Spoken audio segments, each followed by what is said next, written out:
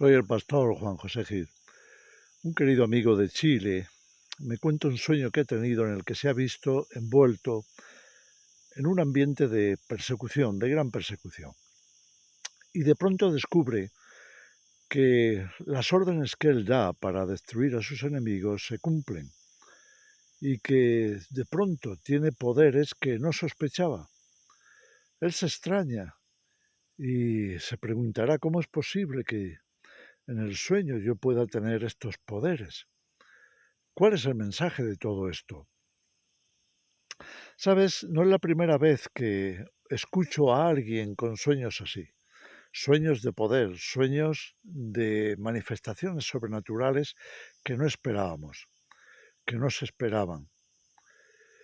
Bueno, la realidad quizá nos sorprenda, pero es cierto que cuando a veces las cosas se ponen más difíciles, es también la oportunidad de que Dios se manifieste con mayor poder.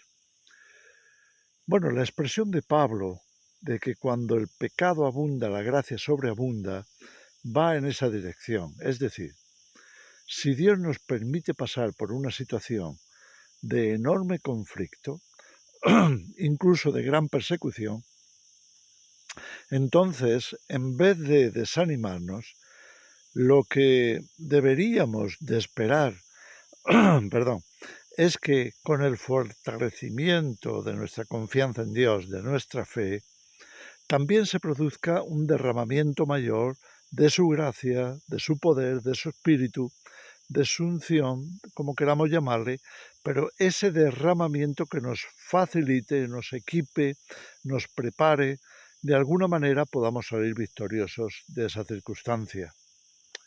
Sí, cuando el pecado abunda, la gracia sobreabunda.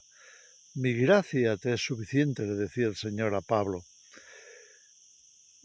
Mira, cuando leemos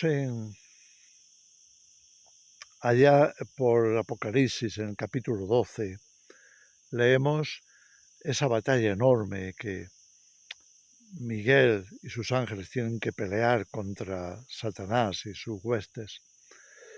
Lo hemos visto muchas veces y a veces nos pensamos que quizás eso sea algo del pasado, algo remoto, pero por otro lado está enmarcado en la Escritura en el contexto del tiempo del fin, porque lo que se nos dice, hablando de la gran tribulación, o por lo menos eso es lo que parece, es que Satanás ha descendido ahora con gran furia, con gran ira.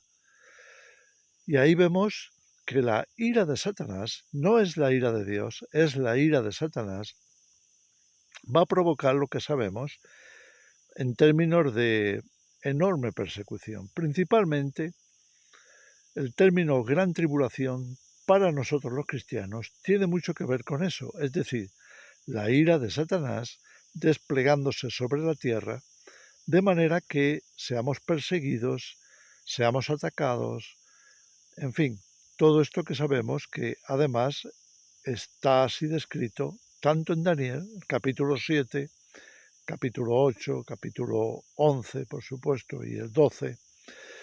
Sí, habrá opresión, habrá una enorme opresión.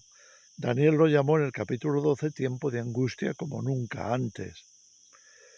Sí, esos ataques del enemigo, esos ataques de Satanás, que a veces son reflejados especialmente en el cine, en las películas, como hordas malignas, eh, orcos o como se les quiera llamar, en otras palabras, demonios que surgen del interior de la tierra, capitaneados seguramente por Apolión, por el destructor, por Abadón. En fin, todas estas improntas que recibimos a veces de cómo será la gran tribulación o el tiempo del fin, nos presentan un panorama que pudiéramos calificar de aterrador. Y entonces, ante esa maldad, esa violencia, esos ataques que sobrepasan nuestras fuerzas, nos podemos sentir tan diminutos, tan pequeños, tan achicados, que de forma psicológica, pues casi automática. No queremos estar ahí. Pensamos en cómo escapar de esa situación. Y hacemos bien porque ¿quién quiere atravesar un periodo de la ira de Satanás? Es así. Pero fíjate que en ese mismo capítulo 12, nos dice, ahora, como un anuncio, ha sido echado fuera el acusador de nuestros hermanos.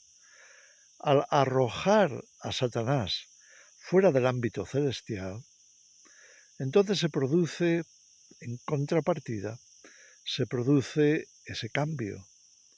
Satanás ya no puede estar desde esa esfera que podríamos considerar de mayor acercamiento a Dios, o por lo menos que pudiera interrumpir nuestras oraciones de alguna forma, o no sabemos exactamente cómo funciona con detalle todo lo que tiene que ver la comunicación entre Dios y el hombre, excepto que sabemos que en Cristo y por intermedio del Espíritu de Dios, del Espíritu Santo, tenemos un acceso directo al Padre. Pero ahí lo que se nos refleja es que Satanás sigue ejerciendo o ha seguido ejerciendo como acusador nuestro, y muchas veces lo notamos,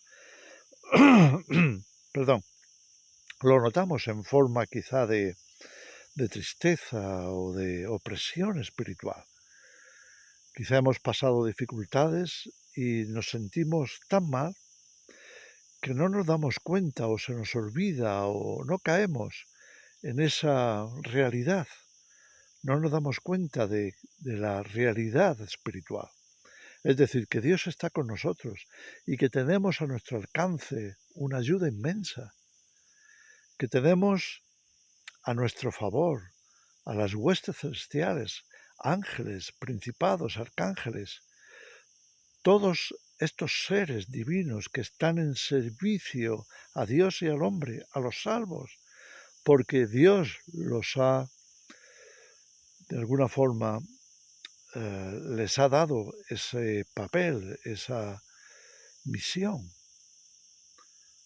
Y entonces no nos damos cuenta de que es muy posible que estemos en medio de una batalla espiritual. Estamos en medio de acusaciones lanzadas por el enemigo de nuestra alma y por el enemigo de Dios, Satanás y sus demonios. Estamos en un ataque o bajo un ataque o en una batalla, en medio de una lucha. Y lo notamos así en el espíritu, notamos que estamos en medio de un conflicto. Ahora bien, cuando en ese momento de la historia, que la situación se pone caótica, que la situación se empeora tan drásticamente, nos dice que hay algo así como una celebración celestial, porque ahora ha sido arrojado fuera al que acusaba a los hermanos, a los hijos de Dios, día y noche, delante del trono de Dios. Algunos se pueden extrañar, pero es muy posible que Satanás haya podido hasta hoy tener cierto acceso al trono de Dios, como vemos en el libro de Job, como los hijos de Dios fueron a visitar a Dios y entre ellos fue Satanás. Pero si es arrojado a la tierra y ya no más puede salir de ahí, entonces supondría que se ha quitado una barrera. Es posible que al quitarse esa barrera, los cristianos lleguemos a estar tan en conexión con Dios y tan equipados de su poder, que esas armas espirituales y físicas que no esperábamos de pronto afloren. Nuestra fe crezca rápidamente, nos veamos mucho más fortalecidos en el espíritu e incluso recordando mejor las escrituras, las promesas de Dios, porque tenemos enormes escrituras. Recientemente las he estado compartiendo, por ejemplo, cuando Jesús le dice a los discípulos para equiparles que no se extrañen de que los demonios les obedecen, porque les ha dado ese poder, el poder de derrotar toda fuerza del enemigo, de manera que nada les dañe.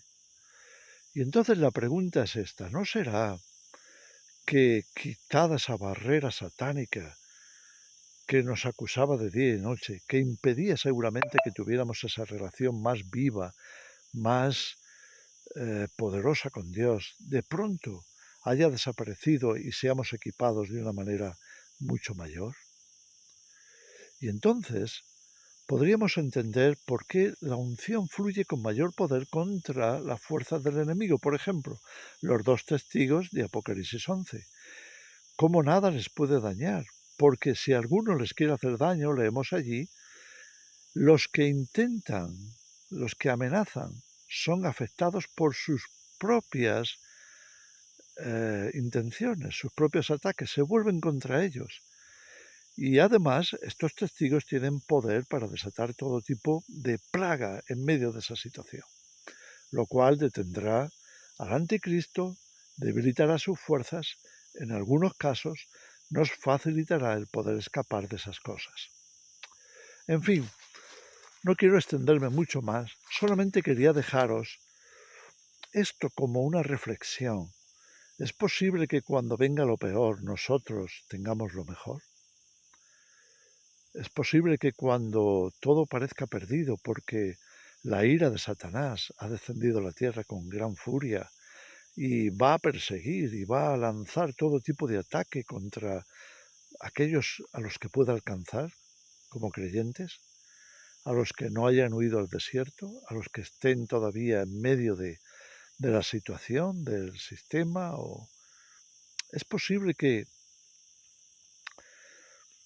en medio de esa situación que parece haber empeorado tan drásticamente, a la vez, a la par y en consecuencia de que Satanás ya no esté ahí ocupando esa especie de lugar intermedio para interrumpir nuestras comunicaciones, al quitarse eso, Dios nos puede hablar mucho más claramente, nuestra fe crezca, adquiramos mucho más el poder de los profetas, como el poder de Elías, el poder de los testigos, de los dos testigos.